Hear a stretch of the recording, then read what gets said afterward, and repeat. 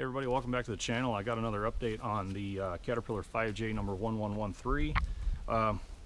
Honestly, I really hadn't planned on doing any more videos on this tractor. It was just going to be something that we were going to load and haul and then get home, park in the equipment line, and I was going to go on about the rest of the projects that I already have started. But it's been so well received and there's been so much interest in it, I figured, you know, I'll throw up one or two more.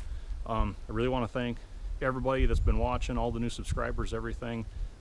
This thing has really taken off on YouTube, at least for my channel. My channel's pretty small, but just really appreciate all the views, and if you guys like the content, I'll try and keep putting it up. So we've gotten into the old 5J some, trying to assess the engine and the condition that most of the internal components of that are in. So we'll do a little bit of a walk around here. I'll show you what we've been doing and what we found so far. So the first thing you'll notice, of course, is we've got the cylinder head pulled off. We wanted to get in and really assess the condition of the bores and the pistons, see what all that looked like, because this engine is stuck, cannot turn it over. Got the cylinder head down here. We've pretty well stripped it, took all the valves and guides out, and of course we knew about this big heaved up piece here, but now that it's been taken apart some more, I can see another crack that runs all the way down here, and I lose it in this area here. So it's been pretty well heaved up in the middle. Really tough shape. We might still try and see if we can get the pre-combustion chambers out, but for the most part it's either a lost cause, or if not, it's going to take a whole lot of work to repair it. We did get some pretty decent valves and guides out of it. All the springs look good. Some of the valves have some wear. You can see some seat wear in that area right there. Others actually look pretty good, and I think a lot of these would clean up rather well and could be put back into a running engine. Stem to guide clearance is also pretty darn good on these too. And we got in, cylinder number one was really rusty. It was very brown and crusty up here. I buffed a lot of that out with a wire wheel.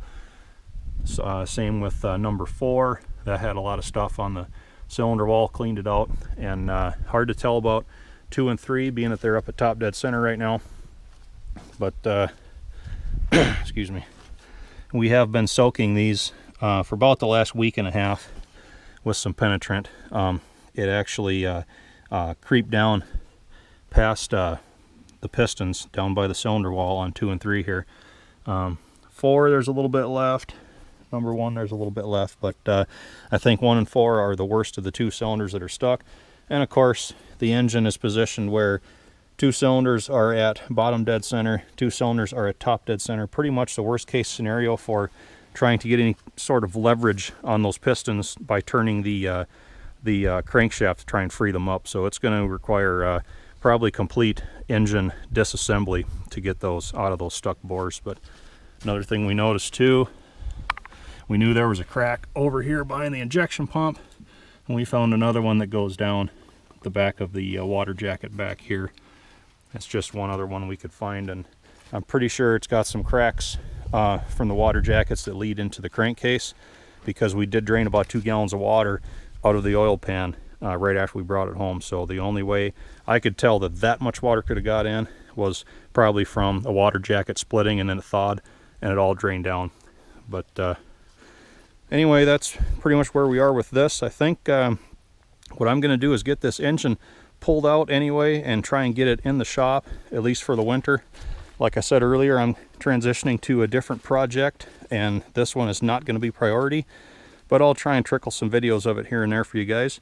And as long as you're interested in watching, I'll keep putting the stuff up. So that's where we sit with this right now. That's going to wrap up the video, but I'm going to start pulling this engine out. I'll get some footage of that for you. We'll upload that later, but in the meantime, thanks for watching, guys. Like, subscribe, comment below, and I hope to see you back again.